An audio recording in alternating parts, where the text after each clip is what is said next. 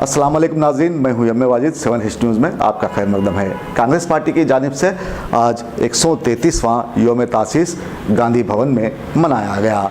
इस मौके पर पार्टी कायद उज़्मा ने मीडिया से बात करते हुए कहा है कि आने वाले दिनों में कांग्रेस पार्टी कामयाबी हासिल करते हुए देश की बागडोर संभालेगी।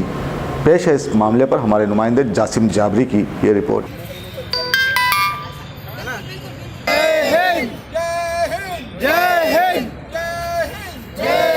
भारत माता की जय। कांग्रेस पार्टी जिंदाबाद। सोनिया गांधी जिंदाबाद। राहुल गांधी जिंदाबाद। पार्टी का 133 ईयर सेलिब्रेशन है फाउंडेशन डे का। कांग्रेस पार्टी जो एक सेक्युलर पार्टी है और मुझे फ़ख्र है कि मैं इस सेक्युलर पार्टी और 133 ईयर्स फाउंडेशन वाली पार्टी के साथ जुड़ी।